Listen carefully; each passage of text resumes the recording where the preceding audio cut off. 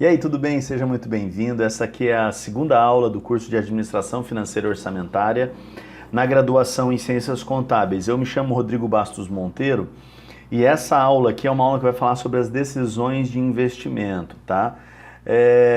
Então, o que a gente separou aqui para você? A ideia dessa aula é desenvolver a competência de raciocínio lógico, analítico, utilizando recursos tecnológicos e outras ferramentas relevantes para verificar medições e analisar dados para determinada finalidade e uso pretendido, tá?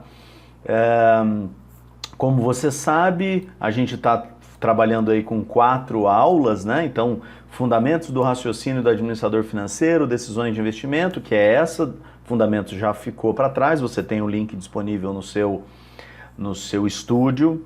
Análise da gestão de recursos é a próxima aula e o orçamento empresarial a última aula, tá? Então essa aula aqui, basicamente, ela tem 2 aspectos fundamentais, assim, você tem a definição da taxa, que a gente vai definir uma taxa mínima de atratividade para um projeto em função do risco que aquele projeto representa para nós, e você tem a análise propriamente dita. A análise propriamente dita, ela já foi, você provavelmente já viu em outras disciplinas aqui do teu curso. Vamos falar, sei lá, matemática financeira, análise de investimento, né, avaliação de investimento de projetos, mas essa é um assunto importante, porque está no contexto da administração financeira e todo administrador precisa se preocupar um pouco com isso, né? Quer dizer, eu vou levantar um recurso, seja do sócio, seja de um investidor, para fazer aplicações em ativos, porque a gente sabe que é a partir dos ativos da empresa que eu consigo gerar faturamento, gerar margem.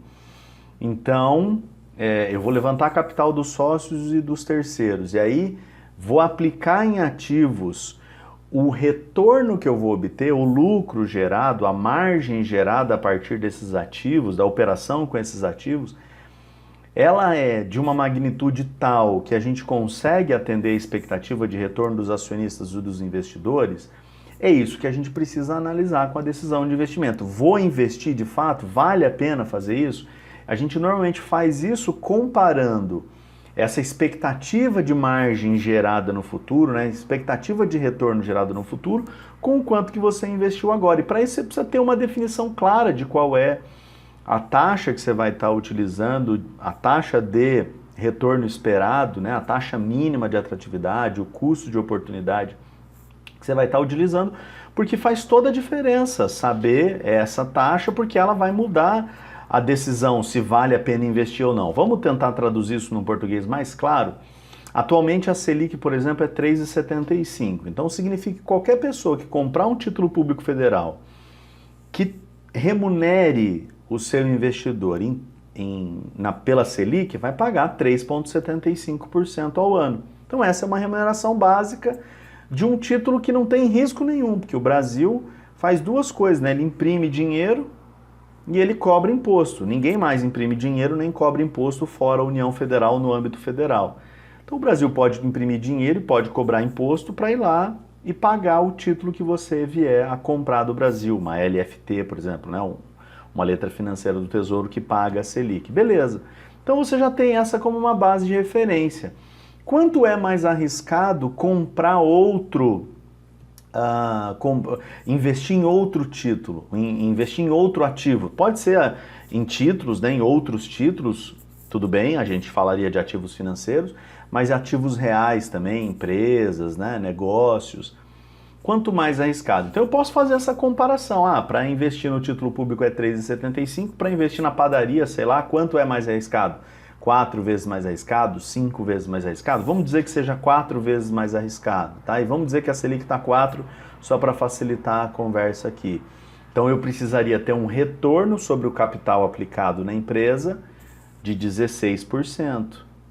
Considerando que é 4 vezes mais arriscado investir numa padaria do que comprar o Tesouro Selic. Então, o meu custo de oportunidade para a padaria seria de 16%, né? Porque significa quanto que eu abri mão, quanto foi que eu abri mão em outras opções com menos risco para investir naquela posição ali.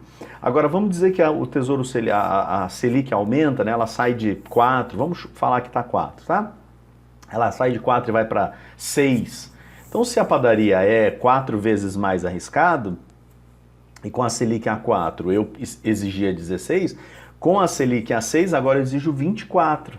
Então, o negócio precisa gerar agora 24% para continuar valendo a pena continuar investindo ali, porque senão não vale a pena, né? Se retorna menos do que isso, eu acabo indo para opções mais com menos risco, com mais retorno associado, digamos assim, né?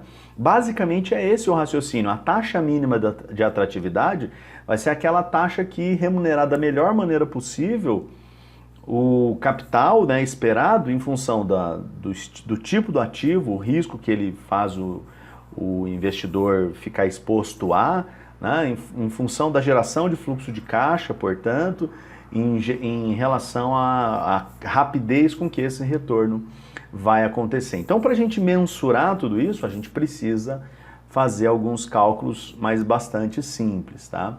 Avaliamos ativos reais da mesma forma que avaliamos ativos financeiros, usando técnicas da matemática financeira. Então, ativos, né, empresas, investimentos, objetos, valem o valor presente dos seus fluxos futuros de caixa projetado. Então, o que a gente está querendo dizer aqui para você? Né? É a introdução que eu estou te dando aqui. Eu não olho para trás para ver o que já passou, o resultado que já passou. Eu olho o que vai acontecer, né? A precificação de um produto, né? As pessoas até ficam um pouco, às vezes elas ficam até chateadas quando eu digo isso, mas meio que é óbvio, tá? Você vai concordar comigo tranquilamente. A gente faz cálculo do preço do produto, tá? A gente faz formação de preço, markup, a gente estuda isso tudo, é muito legal, é muito, e tem que estudar mesmo, e faz parte. Se você abrir uma empresa e não souber fazer cálculo de formação de preço, você tá morto. Mas as coisas não valem a formação de preço delas, as coisas valem o quanto as pessoas estão interessadas em pagar. Então, um certo produto, ele vai ter seu preço dado não por formação de preço, vai ser dado por economia. Quanto mais as pessoas quiserem alguma coisa, mais aquela coisa vai valer mais, né? Vai ficar mais cara. Quanto menos as pessoas quiserem alguma coisa, menos vai ter valor aquela coisa, né? Tudo bem? Então, é basicamente isso que a gente está repetindo aqui de novo. Quanto que vale uma empresa? Não é quanto ela tem de equipamento, de linha de produção, sei lá, de caminhões, de rota, não. Quanto que ela pode gerar de resultado no futuro, quanto que ela vai gerar de caixa, quanto que ela vai gerar de margem, né, com o investimento que a gente fizer. Então não importam os ativos da empresa. E aí, para analisar de novo, né, mercado financeiro, vale a pena. Você tem lá um valor econômico da empresa, quanto que a empresa, né, se você vê quanto que ela vale no mercado, qual é o preço das ações que a empresa tem, e você pode olhar o valor patrimonial, né, quer dizer, o quanto que a empresa tem de valor patrimonial dividido pelo tanto de ações que estão distribuídas. Às vezes, o valor patrimonial é maior do que o valor econômico. A empresa tem mais ativos, né, tem mais patrimônio investido pelos sócios dela do que ela vale de fato no mercado. E às vezes é totalmente o contrário, né? Às vezes a empresa tem um valor econômico, um valor de mercado imenso, muito menor do que o valor patrimonial dela, né? Então a gente fica sempre surpreso com essa coisa que é meio óbvia do ponto de vista da administração financeira. Por quê? Porque a gente sempre está olhando para o que vai acontecer no futuro, não no que já aconteceu no passado. Então, se eu colocar um dinheiro em uma coisa agora, quanto que eu vou ganhar lá no futuro? É isso que eu quero saber. No final da história, é isso que eu quero saber, né? Tudo bem. E para a gente fazer essa observação sobre rentabilidade de um certo investimento, claro que a gente vai usar a formulazinha do valor presente que você já conhece, né? Valor presente é igual a valor futuro, né? O valor do fluxo de caixa futuro projetado dividido por 1 mais I, 1 mais essa taxa mínima de atratividade, 1 mais o custo de oportunidade, a taxa do custo de oportunidade, 1 mais a taxa que equilibra a relação de retorno com o risco da empresa, né? Então 1 mais essa taxa elevado a qual é o fluxo, né? O valor do fluxo lá na frente. Se você quiser imaginar, a gente vai ter que responder as perguntas assim: quanto mais tempo o dinheiro volta para o acionista, melhor é o investimento. Quanto mais rápido, né? Quanto menor for o tempo, talvez eu tenha falado mais, né? Mas quanto menor for o tempo, se eu coloquei o dinheiro hoje, em um ano o dinheiro já volta para mim, nossa, isso aqui é o que eu quero, né? O mundo ideal, porque eu tenho menos risco de liquidez, né? A chance de ficar, o tempo que eu passo sem o dinheiro é menor, portanto, eu tenho mais, digamos assim, facilidade, né, em obter o recurso investido, e aí é mais atrativo, né? A magnitude do retorno também é importante, né? Tudo isso a gente vai calcular. E aí para isso a gente usa essas cinco, pelo menos, né? Existem outras análises que a gente pode fazer de sensibilidade, Monte Carlo e tal, mas esse aqui é o básico, assim, e bem importante, né? Esses modelos de análise de investimento, né? Então o payback, em quanto tempo o dinheiro volta para mim, o payback descontado, que é também, de novo, quanto tempo o dinheiro volta para mim, só que aqui eu levo em consideração a taxa de retorno, né? Aí também levando em consideração a taxa de retorno, eu calculo o valor presente, o índice de lucratividade, e para saber de fato quanto o projeto retorna, a taxa interna de retorno, eu vou dar uma palavrinha para você sobre cada um desses, tá? Então o payback mede o tempo, né, o número de períodos que o investimento leva para se pagar. Queremos saber se o projeto se paga dentro de sua vida útil. Se o payback é menor do que a vida útil do projeto, ele é bom, claro, né? Não faz sentido você colocar um dinheiro e daí o projeto acabou e o dinheiro não voltou. E a gente pode calcular dois tipos de payback, né? O payback a valor de face, que é tipo sem pensar em taxa de desconto, e o payback a valor presente, que é tomando por consideração a taxa de desconto. Evidentemente, a gente acha que é muito mais sofisticado e muito mais útil o payback descontado, mas o princípio é o mesmo, a gente vai te mostrar os dois. Olha como é que funciona. Vamos olhar primeiro para o simples, né? Então, digamos que você investiu 2 milhões num projeto, tá? Digamos que você investiu 2 milhões num projeto. Aí no primeiro ano, ó, no tempo 1, você teve um retorno de 500 mil reais. Então pensa comigo, quanto está faltando para devolver para você esse projeto? 1.500. Confere? Confere. Aí no segundo ano, te devolveu mais 600 mil reais. Quanto está faltando para te devolver? 900, né? Porque você colocou 2 milhões, já recebeu 600, depois recebeu 900. Aqui eu estou falando ano só para esclarecer, né? Mas é qualquer tempo, né? Pode ser ano, pode ser mês, aqui o tempo de acordo com qual for a mensuração que você adotar na sua apuração de fluxo de caixa, né? Aí no tempo 2 voltou mais 600, falta 900. No tempo 3 voltou os 900 e você tem então, portanto, 500 mais 600 mais 900, você tem 2 milhões. Então 2 milhões que você aplicou, 2 milhões que voltou, quanto tempo que é o teu fluxo, quanto tempo que é o seu payback? Ah, o meu payback é de 3 tempos, né? Vamos falar que é em ano aqui, só para facilitar. 3 anos. 3 anos. 3 anos é o tempo que o dinheiro retorna para mim. Maravilha. E o projeto, digamos que tem uma vida útil ainda aqui de mais 2 anos pela frente, então você ainda tem mais dinheiro a receber. Só que em 3 anos, ele já te devolve o dinheiro que você pagou.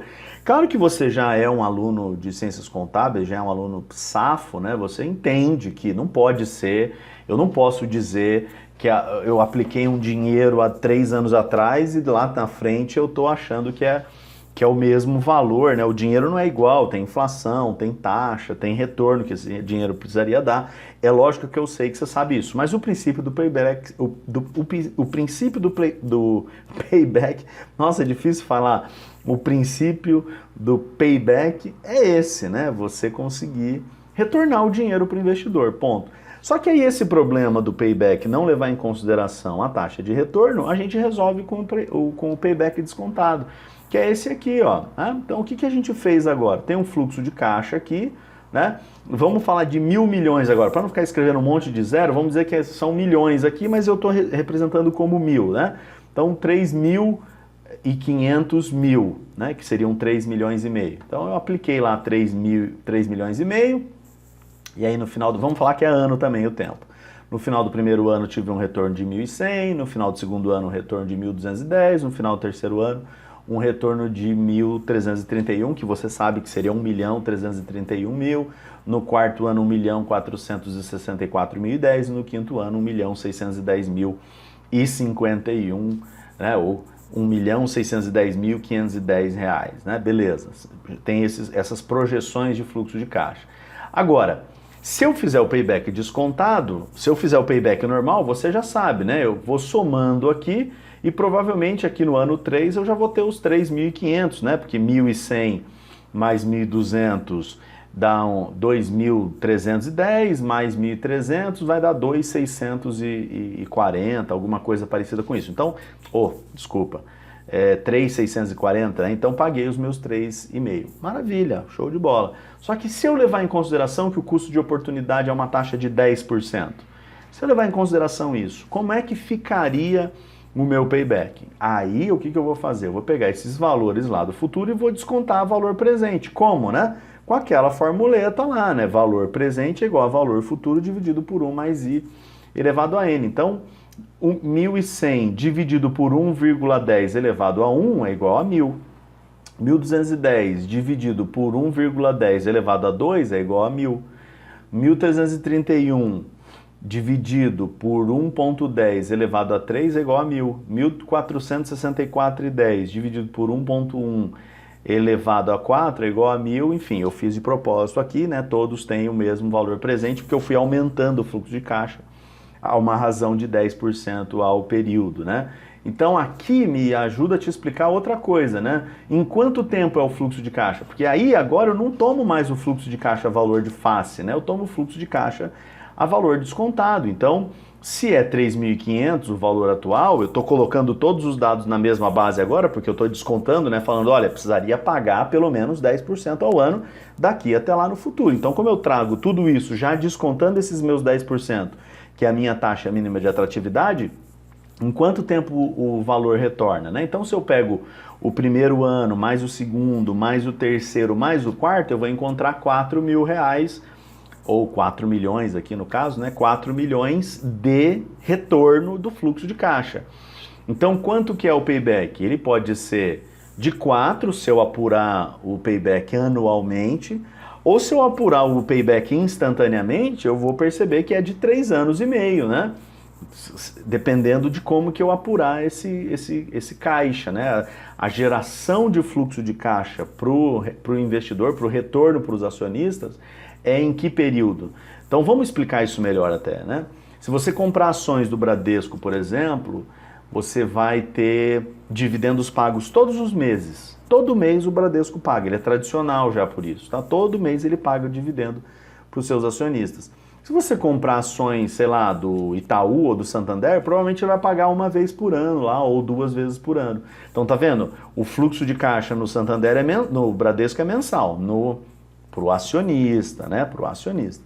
E o fluxo de caixa no Itaú é anual. Então, se você investisse, por exemplo, 3,5 milhões de reais, esperando uma taxa de retorno de 10%, imaginando que vai gerar um lucro futuro nessa ordem aqui, como a gente está apresentado no caixa, nesse exemplo, eu podia até imaginar um retorno mensal. Então, portanto, no caso do Bradesco, eu falaria, 3 anos e meio, o dinheiro volta para mim. Porque ele não vai pagar esse 1.100 de uma vez, vai pagando todo mês um pouquinho lá. Tudo bem que teria que fazer outro desconto, né? Descontar mês a mês, fazer a taxa equivalente, mas você está entendendo o que eu estou te explicando, né?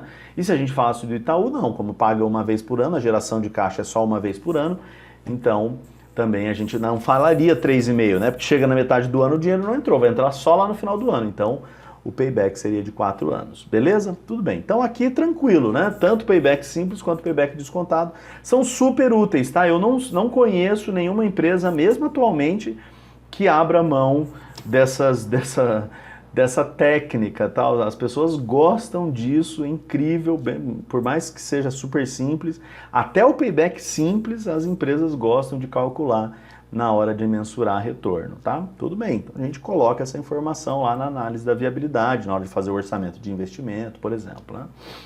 Aí, com esse mesmo raciocínio do payback, do payback descontado, né? Ou seja, eu trazendo os valores de fluxo de caixa futuros descontados a valor presente, com esse mesmo raciocínio, eu vou fazer o valor presente líquido e também vou fazer o índice de lucratividade líquida, né?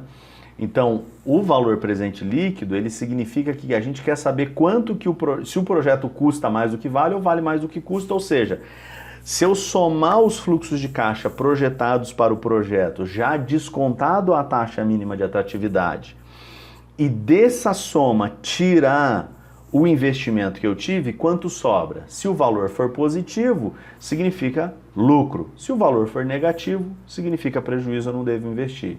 Então, de novo, um exemplinho lá, né?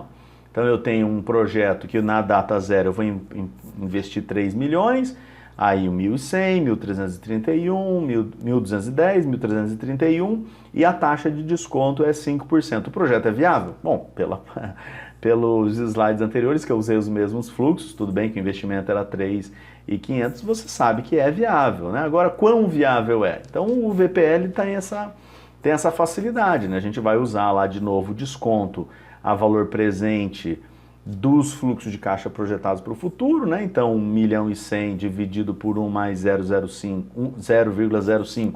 Por quê? Porque é 5% elevado a 1, elevado a 2, elevado a 3. Vou somar todas essas informações aqui dos fluxos de caixa projetados no futuro e vou encontrar 3.294.893 como valor presente dos fluxos de caixa projetados. Como eu tive que investir 3 milhões, eu posso tirar esses 3 milhões de investimento do valor que é presente para os fluxos de caixa descontados a uma taxa mínima de 5% e vou encontrar um VPL, né, um valor presente líquido. Líquido do quê? Do investimento, né, um valor presente líquido do investimento de 294.893 mil, né? Então, 294.893 mil reais, né?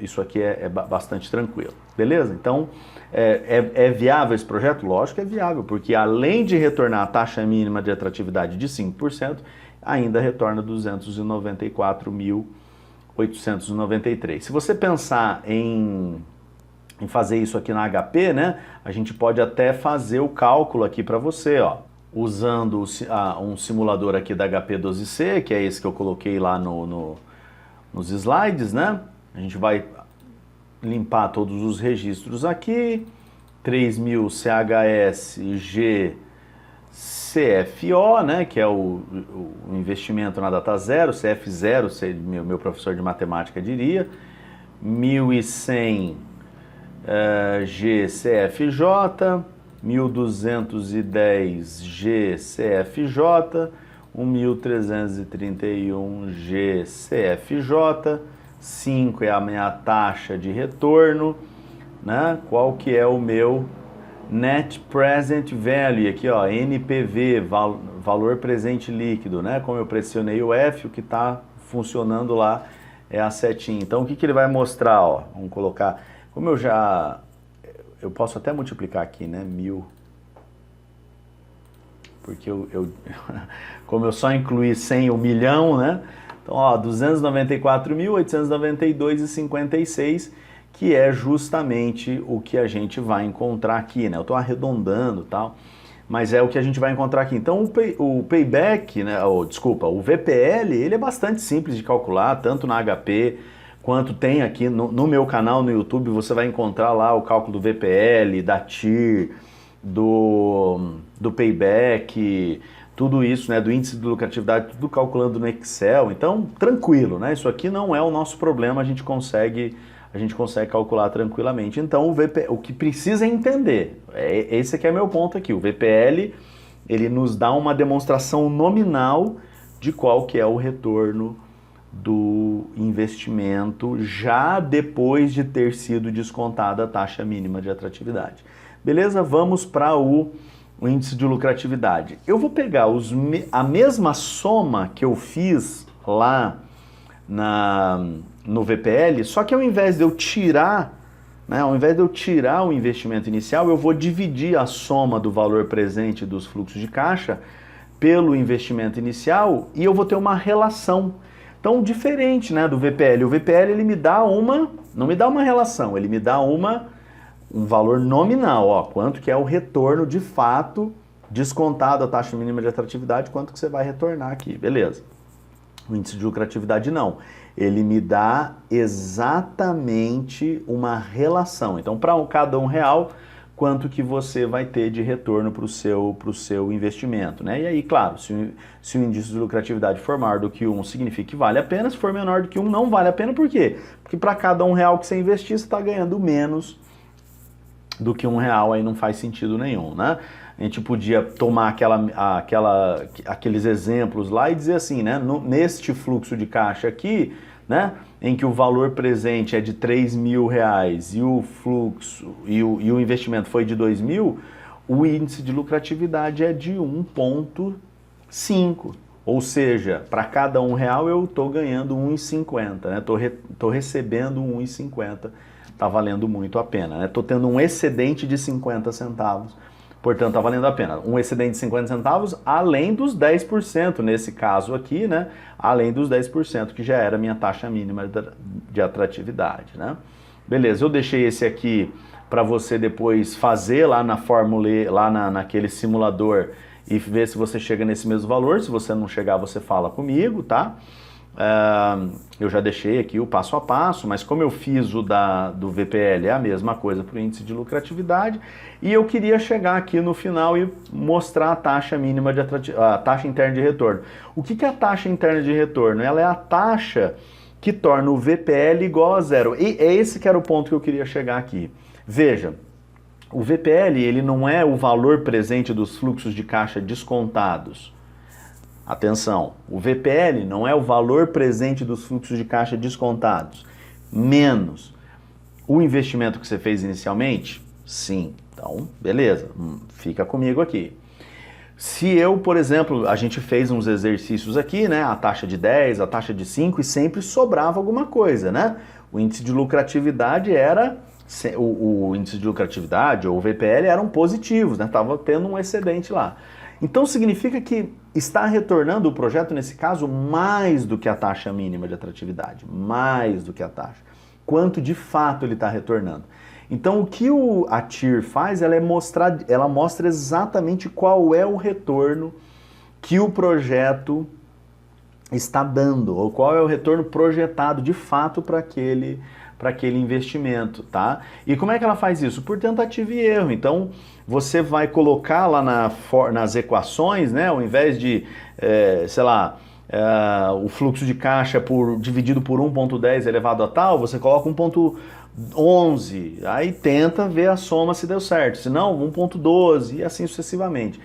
Então é por tentativa e erro, mas só que tanto o Excel quanto o HP já fazem isso pra gente, eu vou mostrar isso aqui pra você, né? Então, o que é mais importante de lembrar aqui? A TIR, a taxa interna de retorno, é a taxa que quando a gente colocar na equação ali, quando a gente colocar no cálculo do VPL, o valor presente dos fluxos de caixa vai ser igual ao valor que você investiu, porque ela faz esses dois ficarem iguaizinhos, a gente tem que fazer isso por tentativa e erro, tá? Então, qual é a TIR de um certo projeto, né? Então eu tenho lá um projeto que você investe 1 milhão e ele tem um retorno de 1.300.000, né? Para um ano. Então qual que é a TIR desse projeto? Não precisa nem perguntar, né? Como você só tem um fluxo de caixa de 1 milhão para 1.300.000, você tem um investimento de 1 milhão e para um fluxo de caixa de 1.300.000, então a taxa que faria esse 1.300.000 se transformar em 1 milhão é de 30%. Se eu descontar 30% de 1.300.000, vai passar a ser 1 milhão, né? Essa conta é bem simples aqui. Eu estou deixando a fórmula para você, porque eu quero que você tenha acesso a isso, que você se interesse por isso, beleza, né? Tudo bem. Dá até para fazer na HP aqui também, se você quiser, né? Beleza, tudo bem. Mas isso aqui é muito simples. Vamos pensar um pouquinho mais complicado, ó. Se a gente fosse imputar aquelas nossas informações que eu coloquei lá na HP. Vamos voltar lá na HP para ver, ó. Eu coloquei essas informações aqui. Se eu apertar F, Internal Rate Return, né, ou a taxa interna de retorno, Internal Rate of Return, ela vai me mostrar lá, ó, 10%. Lembra que eu tinha feito o input dessas informações, né? Vamos colocar aqui de novo, ó. Eu já tinha feito o input dessas informações, 3.000 como o valor inicial, 1.100 como fluxo de caixa 1, 1.210 como fluxo de caixa 2, 1.331 como fluxo de caixa 3. Só que lá naquele caso eu tinha colocado 5 como a taxa interna de retorno. Mas aqui a gente já sabe que é uma taxa de 10% e a própria calculadora mostra isso para nós, né? F Internal Rate Return, como você está vendo aqui, você vai encontrar essa taxa mínima, essa taxa interna de retorno. Mas qual que é o ponto aqui? Não é o cálculo. Você vai encontrar no meu canal do YouTube outros, eu calculando isso daqui no Excel e fazendo como a gente acabou de fazer aqui, né, nessa aula mesmo, o cálculo pela HP12C, mas claro, eu estou sempre à sua disposição. Mas qual que é o ponto aqui? Não é o cálculo, é o entendimento. O que é a TIR? A TIR é uma taxa que está entrando na equação, né? Ela está entrando lá na equação a ponto de equalizar, né? De fazer assim, ó, o valor presente dos fluxos de caixa futuros é igual ao valor investido. Então você sabe exatamente quanto que aqueles fluxos de caixa projetados vão gerar de retorno. Beleza? Eu espero que nessa aula aqui a gente está trabalhando para você desenvolver uma habilidade, né, de raciocínio lógico e analítico conforme o teu plano pedagógico aqui do curso, tá bom? Eu espero que você fique bem, você sabe, tem uma aula, tem uma live para a gente discutir um pouquinho mais esses assuntos, assiste aqui essa aula, assiste as aulas conceituais, tudo mais tal, e a gente se vê na live para discutirmos as dúvidas que você eventualmente tem aqui sobre esses assuntos, tá bom? Um grande abraço, tudo de bom, tchau!